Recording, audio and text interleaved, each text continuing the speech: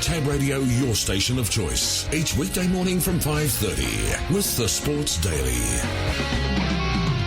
All right, Taylor Cortland and Digby Beecham with you on the Sports Daily. Time to kick off the hour of power. Gavin Bedggood, Joe Pride, Chris Lees, Tom Wolfe, Josh Krispyn, Mitch Pateman and Misty Bazeley to come. But we'll kick it off with Mick Kent Jnr. to take a look at both Moonee Valley and also up there in Sydney with the invitation. Mick, good morning to you. Thank you very much for your time. Morning, gents. Thanks for having me. No problem at all. How's Charmstone done since that last start Group 1 win? Superb. She definitely come on. I think she was probably 90% there in the coat, and we would consider to be a little bit tubby going in. But clearly she ran very well, but she's definitely come on. Coat is immaculate now. We monitor their heart rate recoveries closely, and they've just kept improving with each gallop. Her work was sensational Tuesday, and yeah, we're tickled pink with her and how she's going. What does it look like from that gate, Mick? Good morning. Morning. I think Vestas will come out, and that would mean 8 of 8.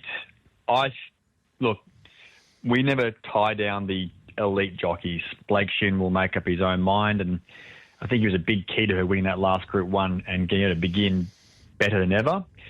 But on looking at that, I would assume that there's a couple that scoot forward, and she's probably just back with cover, swooping them, which she's done before. She won a stakes race, the Valley of the 3-year-old filly, doing such. So I'm expecting that come race 8 on day 2 of the Moonee Valley Carnival, that with the rail true, that'd be a good place to be.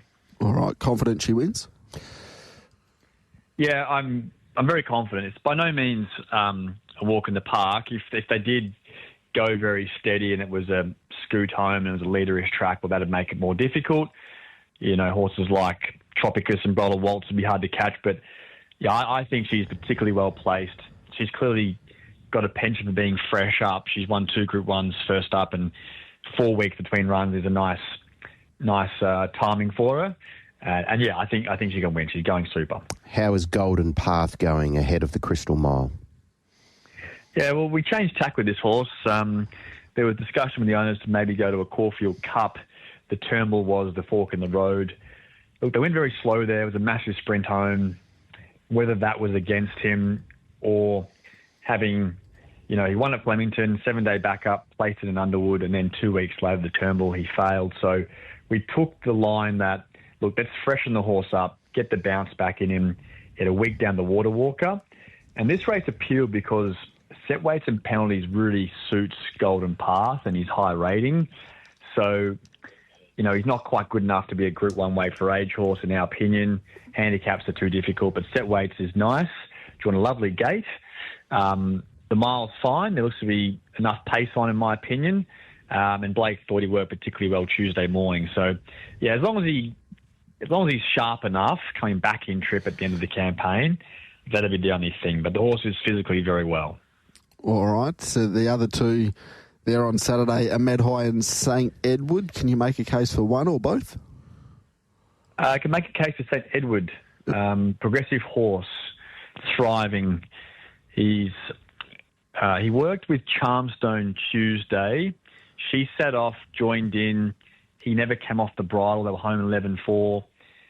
So his rider came back smiling, saying this will run very well.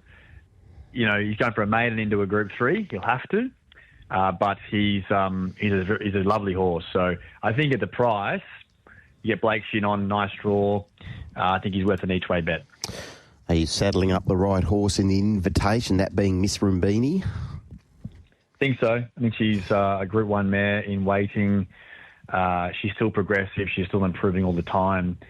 We are 5 weeks between runs because she missed the Allen Brown a fortnight ago with a very slight poor blood off travel between Melbourne and Sydney. But it was very slight. So she bounced back very quickly, hasn't missed any work. We think she's going super. She'll have to be to win. Like, it's one of those races where there's probably 4 or 5 chances and then a long tail. I think they struggled to get sort of numbers for this race, but still hard to win. But I think I really like her. I think she's I think she's top draw. I think she's going super. The barrier draw suits. I like Randwick for her. She's got a big finish. And, yeah, I think she's a good bet. All right, so Charmstone on Miss Rambini. Back them both? Yep. Yep. Back them both. Absolutely. Beautiful. Absolutely. How's Globe? Globe's not too bad. Mick and I were there yesterday, and we think it was absolutely the correct decision. If your horse is not right, you are not going to win a Cox Plate or run well. And whilst the owners are disappointed, it's a double disaster if you go there on race day and the horse performs badly. So it was knowing the horse well. I know he's a 7-year-old, but he is honestly the soundest horse in the stable, and he was just slightly off in his action. So, we don't like to take chances with their horses. He goes to the paddock as a last start Group 1 winner, and he can enjoy a nice break and come back. And I'm very optimistic this horse is only getting to his peak at the moment, because he didn't debut till he was sort of 4.5 years of age, only had 15 starts, and he got a real penchant for soft ground, and we didn't really get at this preparation. If he could get into a nice Group 1 in the autumn on soft ground, they won't know which way he goes. He just keeps going in the mud. So, yeah, look after the horse and he'll look after us. All right, thank you very much for your time, Mick. All the best over the next couple of days there at Moonee Valley. Thanks, guys. There's Mick Kent Jr. taking a look at the nice team north of the border as well. Gavin Bedggood takes Casino 17 to the races tomorrow there at Moonee Valley off the back of a really nice last start effort. Gavin, good morning to you. Thank you very much for your time. No problem, thank you. How's Casino 17 going? Yeah, he's in great order. He obviously bounced back to form and got the run that he sort of needed to have, so it was good to see him return. Did you go to the races last start thinking he would produce a performance like that, Gavin? I did, but I can't say I've been disappointed going to the races with him in any of his starts this preparation. It's just the run he was able to get. He's been luckless with drawing a barrier. He's drawn outside more than he's drawn low, and as we've sort of learnt, and you go back through his form in Perth, he's sort of got to get cluttered up and not get exposed too early. He's got a good turn of foot, and it's best used when exposed late. All right, so from what you're saying there, gate number 1 tomorrow's going to be perfect for him. Yeah, ideal. So the speed looks to be even, and he should just get a camp on the back of the speed, and providing he gets a break in the latter stages, he'll be very competitive. Okay, can Jenny Lala carry the 60 kilos and win the Tessio Stakes? Look, it's an ask. She's got a fair impost there, and giving sort of 6 kilos away to the majority of the field. But her 2 runs this preparation have been great. She ran a credible 8th, but beaten less than 3 lengths in a Rupert Clark, and dropped back to mare's grade last start. And I thought she ran well, albeit with every chance in running. But I thought off that run, a step up to the 2,000 metres was definitely, what she was looking for. And she's got, even though she hasn't won at the trip, she's had 3 goes at it for 2 placings, and she's got form at the track too. All right, and then you take one of the races tonight, Presser, in the last event, $7 currently with Tab Touch, in a wide open affair. Last start and the start before that running second, so ready to knock down the door? Yeah, hopefully. He's been a model of consistency since he arrived with me, albeit his wins haven't been frequent, but through no fault of his own, he's either bumped into something progressive or something that's carried a lot less weight than him. You'll get a lovely run on the back of the lead as sort of 3rd or 4th, and I can't believe he's a $7 chance, so I think he's a great each-way chance. Gavin, could we see you over here for the Pinnacles? That's the plan. Kingswood, if he'd have to win on Melbourne Cup Day, but that's the plan for him, to bring him over for the Northerly. And Hedged, he'll run on Derby Day, and he's a horse that's probably on a campaign towards your sprint race and the Gold Rush. The Gold Rush. I think they're 2 races that would suit him down to the ground. All right, beautiful. Look forward to getting you over here in Perth. Gavin, thank you very much for your time, and all the best with Casino 17. Not a problem, thank you. There's Gavin Bedggood. We don't have any locals in the sprint races. They might have to really up their game. That's a push there. So he's talking about hedged for both the Winterbottom and also the Gold Rush. So formerly Mick Kent Jnr. horse. Yes, and Kingswood, who resumed in a ratings race at Flemington midway through last month, and then ran 8th of 14. Beaten just 4.2 lengths in the Hill Stakes behind Lindemann. So that ratings race ran second behind Gold Path and beat home Young Werther. So that's probably a little bit better form than ratings. Exactly right. So he's a 6-year-old. He won the Coonji last year. So we know that the 1800 is not going to be any issue at all. He clearly ran second up in 1900 metres of the Hill Stakes. So anyway, hopefully another Eastern States footprint here. Yeah, absolutely. All right, we'll switch attention up north. Royal Randwick, El Costello and Attica attack the program at Randwick for Joe Pride, who joins us on the Sports Daily now. Joe, a very good morning to you. Yeah, good morning. What did you think when the barrier came up for Attica in the Spring Champion?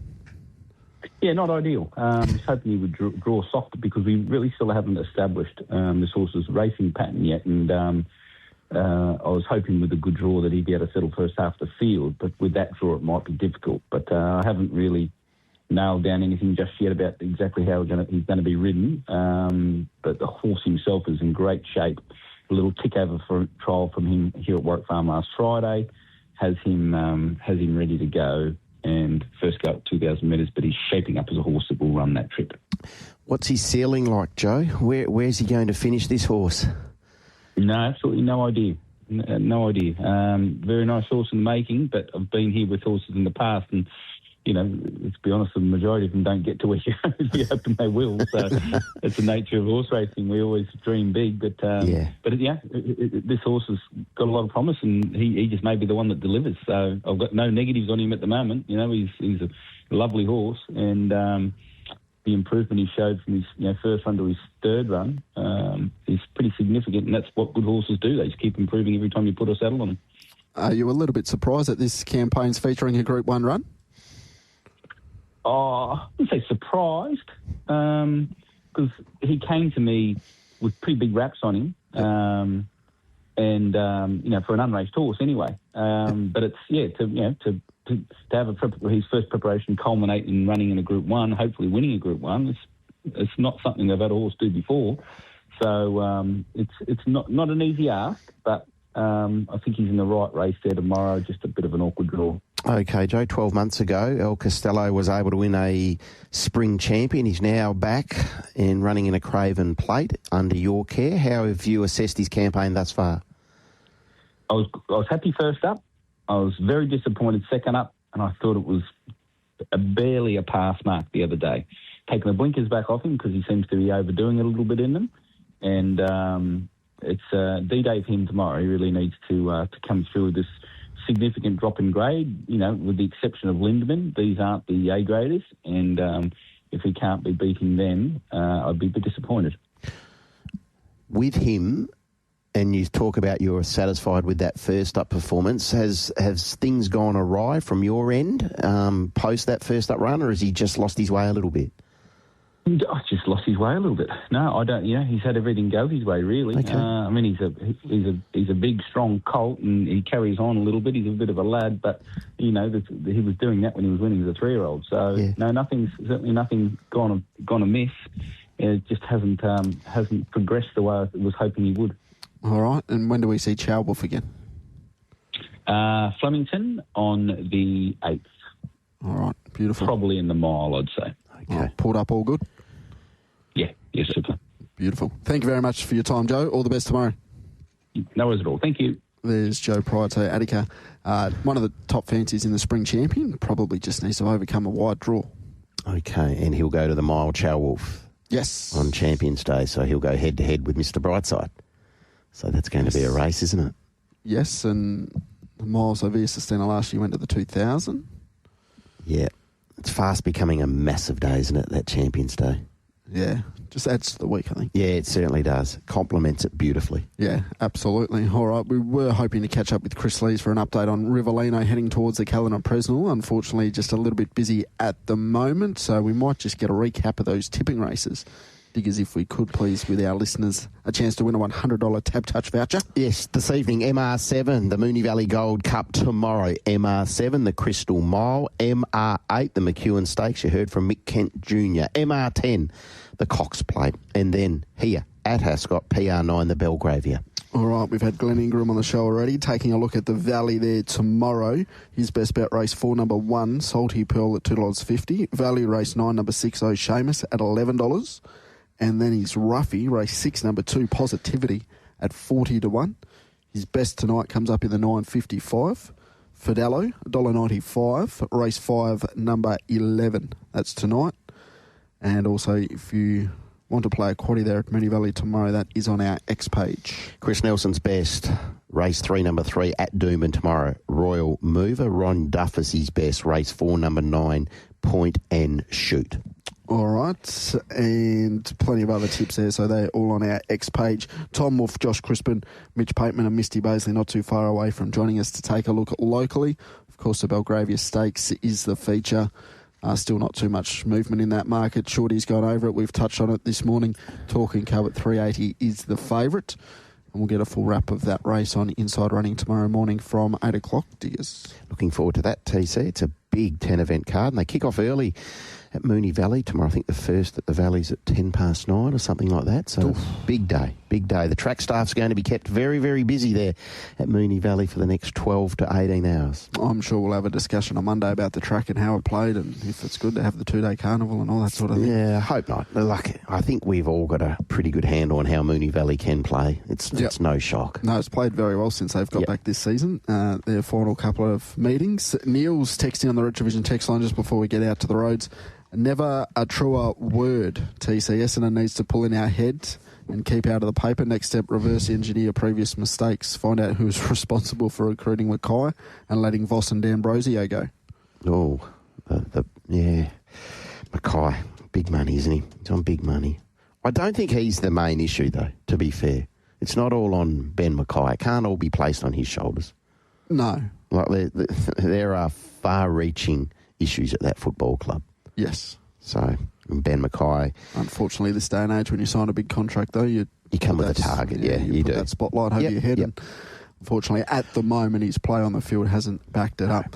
We'll kick off the local section of the Hour of Power very shortly. As I mentioned, Tom Wolfe, Josh Krispin, Mitch Pateman and Misty Bazeley to join us. Make Tab Radio your station of choice. Each weekday morning from 5:30 with the Sports Daily.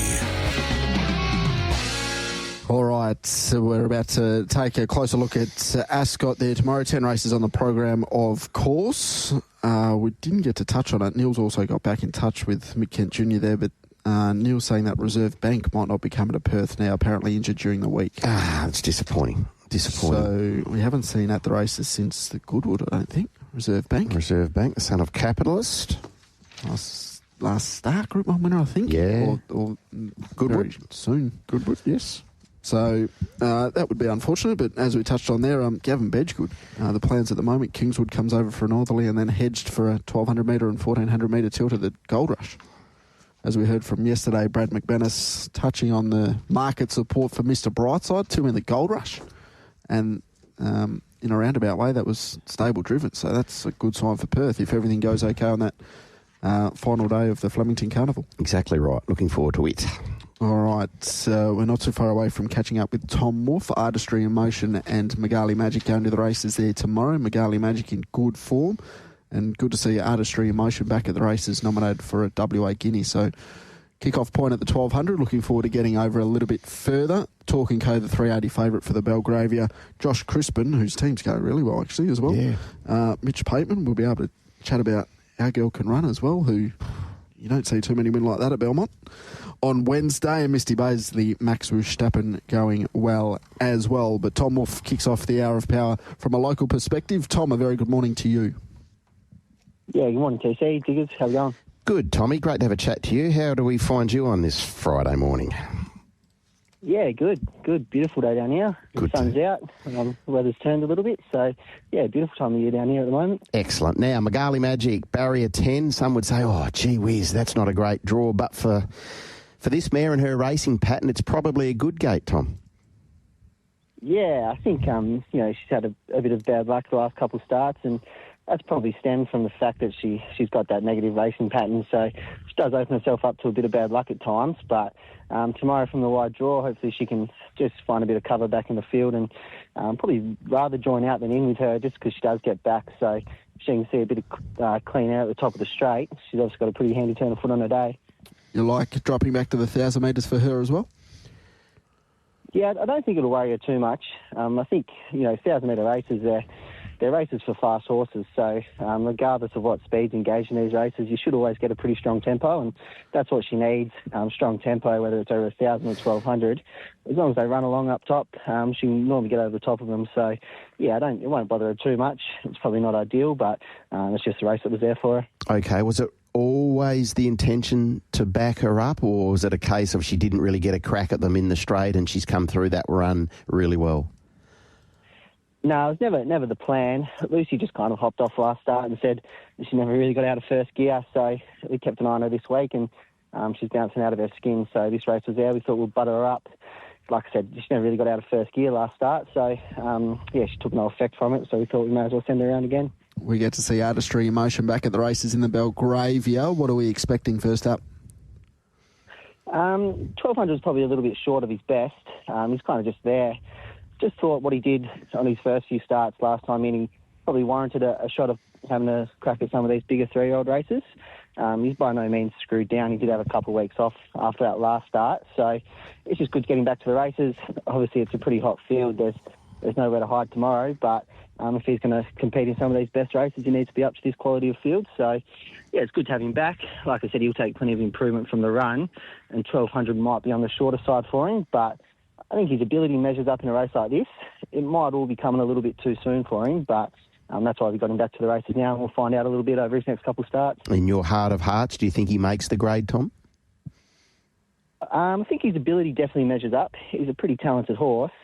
Like I said, it might just be coming a little bit too soon for him. He still does a bit wrong, and we've just told the owners that we'll pencil in these first two starts with him, the 1,200 tomorrow and then the 1,400 in a couple of weeks, and then we can kind of sit down and gauge whether he's ready for this kind of racing or whether he needs to go out and mature a little bit more. But, yeah, I think no doubt he'll make the grade. He's a really nice horse, and he's shown that his first few starts of his career. So, I think he's going to measure up, but it might just all be a little bit too soon for him. But that's why we've got him back to the races now to find out. He hasn't had too much time off, but has he developed in that time away from the races? Yeah, he only had a couple of weeks off since that last start, and then we brought him back in. He put on good weight. I picked him up. He went out to Rangeley Stud for a couple of weeks, and when I picked him up, I said to Rob Gray, I said, gee, I'm glad I didn't leave him out here for too much longer, because he would have put on too much. But, he's developed a little bit. He's still got a long way to go. He's a nice, big, rangy kind of a horse, so he'll be better next time in. But, the penny's starting to drop. His work's been a lot better this time in as opposed to what it was in those first few starts. So hopefully we're getting somewhere with him. Best of luck tomorrow. Thanks very much for your time this morning, Tommy. Thanks, boys. Cheers. There we go. There's Tom Wolfe, Artistry Emotion, back at the races, and some of the form around that horse would obviously measure up. We've spoken about Country God. Artistry Emotion 3 starts ago was only 3 lengths off, went to Bunbury and got a kill in a maiden, won impressively there at a short price, and then I think Rockfest is going to measure up to WA Guineas grade and was only beaten just over a length. Yeah, agree. Yeah, he's an exciting horse, but just that with this horse, he has shown, certainly at his last couple, that he can jump and run along where he gets. Is he getting anywhere near the top if you want to do that? Doesn't sound like you would want to. No. So into the races. He's going to need a shade of good fortune and a good ride from Joey, and who's in good form. It was good to see him have a good day at the track on Wednesday, Joe, but yeah, it just looks a bit sticky for him. It looks a bit sticky, but listening to Tom there, just if it's not the spring, it might be the autumn. Yeah, absolutely. And it sounds like he's going to be a better horse up to the 1,400 metres, second up after taking good improvement from the first up effort. About to catch up with Joshua Krispyn as well, Scorpion Ruler, My Mate and Asphalt. Gee whiz, didn't Asphalt impress last time? My oath he did. It was some sort of a win. Can't come up with a gate though, unfortunately for the horse, but no, might not need it. He might not need it, and Josh had been insistent, and I put my hand up here. I thought he might have been a wet tracker. Josh said, no, he's not just a wet tracker. Well, he got a good track there on opening day, and he made a mess of his opposition, so hopefully, he's come on from that and he'll be awfully competitive, you would think, in this race again. Yeah, it's a good race too. Yeah, it is. Brad electing to ride September Born, so Chris takes over on asphalt. Absolutely. All right, we'll chat to the man now. Josh, good morning to you. G'day, TC Diggers. How are we? Good, Josh. How are you? Yeah, good, thanks, mate. Just topping up some waters here. Fair enough. Never stops. It never stops. How's asphalt? Yeah, he's going super, mate. He pulled up really well from the run. The coat's come right out now, which is good. There was always going to be a little bit of improvement there, just naturally. But look, his work was spot on Tuesday, and yeah, looking forward to get to the races tomorrow. How much has he come on from that first up win, because he went to the races there without a trial? Yeah, he's come on a fair bit.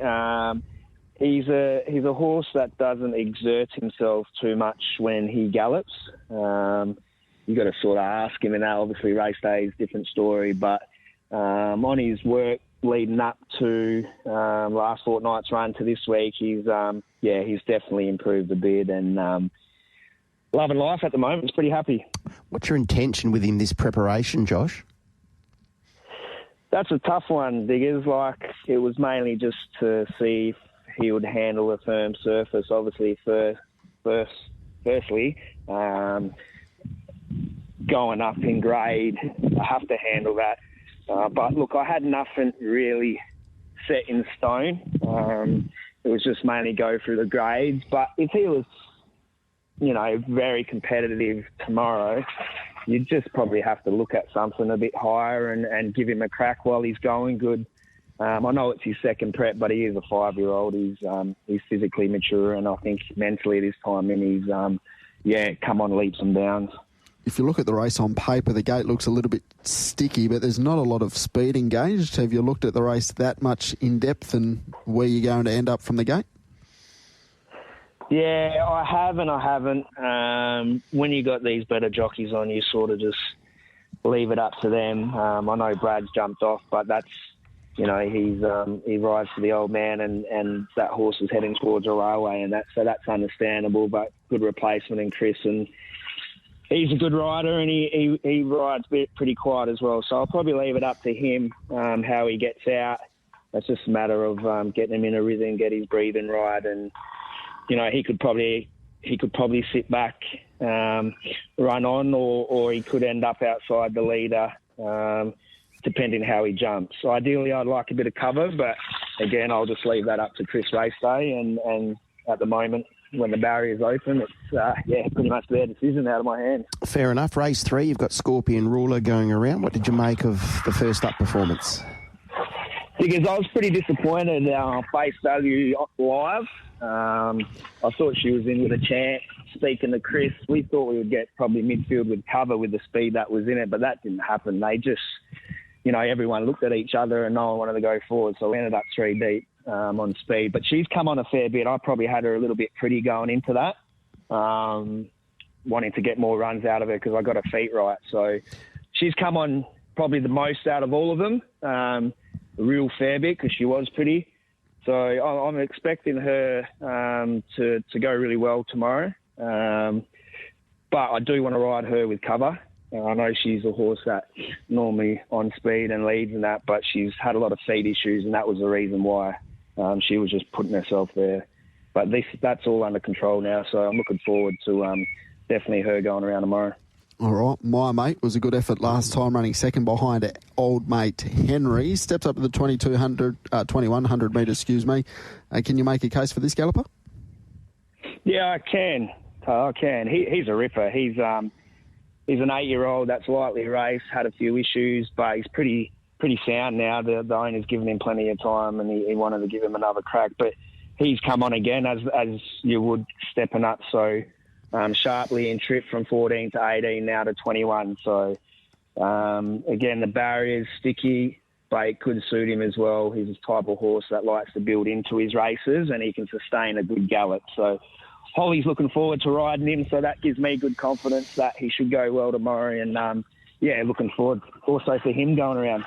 Would Asphalt be the best of the 3? Oh, look, you'd probably have to say that. on his first up effort. He's obviously gone up in grade now, Diggers, and my only concern about that is, where he's going to get to in the run. I don't want him to do too much work early. He's really good in the weights, and if he brings that run first up, he should be fighting out to finish for sure. All right, thank you very much for your time, Josh. We'll let you get back to filling up those waters. Appreciate it. Yeah. Cheers, guys. All the best. Thanks. As Josh Crispin he's an exciting horse on the program, and where he ends up this campaign, Asphalt's going to be very interesting. Very much so. Very much so. Gee, it was a win. It was a win fresh, wasn't it? It was a good win. Turn of foot was impressive. Yeah, and look, he was ploughing through those wet tracks in the winter, and then he went there first up and was still able to make a statement. So, as Josh said, if he goes there and wins tomorrow, maybe you just have to look at raising the bar. Oh, you'd have to if he wins, for sure, I think. September Born's in the race, playing it sweet. We know how well she's going. Opportunistic. The wraps there on opportunistic, heading towards a railway as well. So it's group level form. I know it's a 72 plus, but gee whiz, it's as good a 72 plus as you'll get. Have you done race 8? I haven't. Okay, I was just going to see what price you'd marked September Born, who is currently the $3.20 favourite. He's a hard horse to assess, isn't he? Yeah, yep. He's the one that sort of puts a little bit of a question mark of betting into the race, isn't he? So, yeah. And as I mentioned, it might be run at a little bit of a muddling tempo because it doesn't look to be a heap of speed. I think I'll be siding up with playing it sweet there. Hard to go past what she's done. She's flying, isn't she? Yep. Absolutely flying. Absolutely. All right. Mitch Pateman takes the team to the races, and included in that team is the favourite in race 3, Cracking Time. Mitchell, how do you do? Yeah, good, boys. How are we? Yeah, good. How are you? Yeah, good. Geez, don't laugh when they say cracking time. I can't help it. I'm sorry. Okay, righto. Can you declare him tomorrow? Not a chance. Not a chance. How is he?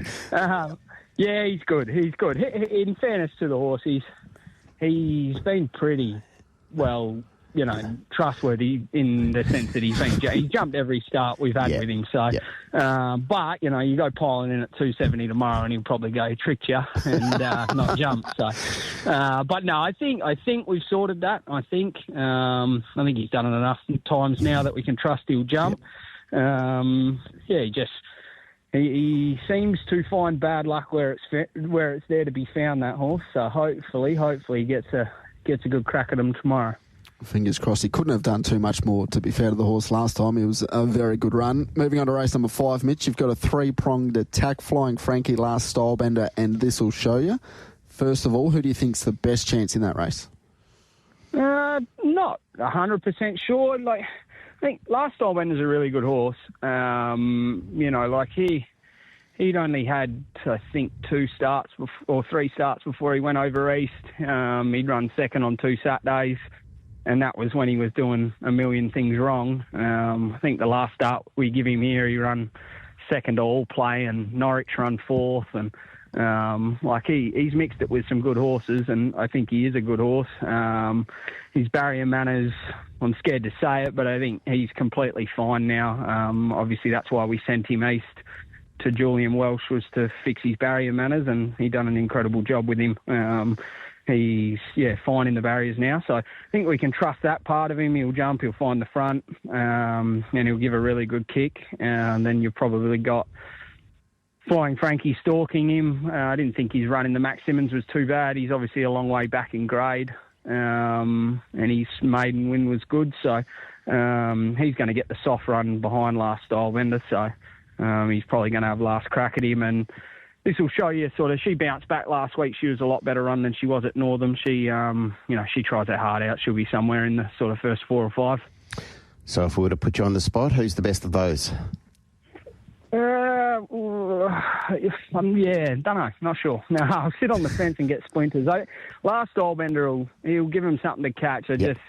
I just have the picture in my head of Pike stalking him, and I think Flying Frankie has got good ability. So I would have thought one of them two, and This Will Show You she'll be around the place. All right, Storm Away goes around in the Belgravia. Tricky gate for Holly. Yeah, I think I wasn't too concerned with the gate. At least he'll get clear air. And he didn't show a lot of speed the other day anyway, so he'll be somewhere 3 deep with cover. I think he's probably a little bit the forgotten horse. With even luck, he probably nearly wins the Max Simmons. He didn't really get a crack at him at any stage, and Holly said when she did give him one behind the saddle, he sort of took off, but no sooner did he take off, he ran up backside. So I think he's a really, really good horse. If he gets the right run tomorrow, they'll know he's there. All right, who's the best of your team tomorrow? Cracking time, certainly. Wowie. It's not April 1. Chop it out. We've got our social media clip. Perfect. If he gets even luck, he's probably the best placed of the lot of them. But yeah, I think we take some nice horses there tomorrow, so hopefully we can get a winner or two. Our girl can run. Does she go to a Placid Arc Prelude? No, she'll go to the Burgess Queen on Melbourne Cup Day. Sort of, my thoughts are she's probably, a better horse when she finds the rail. And I think in a Placid Arc Prelude and a Placid Arc, there'd probably be 4 or 5 just as quick as her, and she wouldn't probably find the rail, whereas at 14 she's going to find the rail. And in front at Ascot, if she gives the kick she gave the other day, she's certainly going to give him something to chase. Would you be afraid to step up to the 1,600 metres after that then? No, that's the plan with her. I can't see a reason why, she won't sort of run that journey. We'll find out when she goes to the 14, but, if it was 14 the other day, she probably wins by further. So, I'm not too concerned about going out and trip with her. I think she, Holly had to use her up a bit the other day to get across, and if she could draw a gate and she doesn't have to use her early, she'll relax really well in front, and she might put a gap in him around the corner at Ascot. It'd be good. All right, beautiful. Look forward to seeing her back at the races. All the best over the next couple of days, Mitch. Thank you. Yeah, thanks, guys. Cheers. There's Mitchell Pateman, and rounding out the hour of power with Misty Bazeley. Max Verstappen going very, very well. Misty, thank you very much for your time, and a good morning. Good morning, guys. How are you? Very well, Misty. How are you? Well, I've finished work for the morning already, a nice early one. Oh, well, that's so good. I'm pretty happy with it. Good to hear, good to hear. Max Verstappen goes back to the races over the 1,800 metres. He didn't win last start, but he lost no admirers. Yeah, I'm actually... we were going to step him back up to the 21, and then because I got the old boy in the 21, yep. I thought, we got an 18, and Brad did say it probably wouldn't hurt him putting him in another 1,800, so it sort of worked out quite well, I thought. What did you make of the run last time? It was gutsy, and honestly, I love this horse. He just whatever he does, he gives 1,000%. I wish I had 10 more of him. That's for sure. He looks well placed in this race, Misty. Do you concur? Yeah, I thought on paper there's a lot of speed, and I'm sort of glad I've got a Brad on. He's like a master at judging speed and all that. So. And he's versatile, this horse. Like Brad and I talked about last start, he said, leading might be more his go, but in the Melvista, he come from behind. So, wherever he ends up in running, I think he can still hit the line. And his work's been super. So, yeah, I'm going to leave it up to Brad a little bit. And I think the gate's actually going to work in his favour, that he can just be where he needs to be comfortably.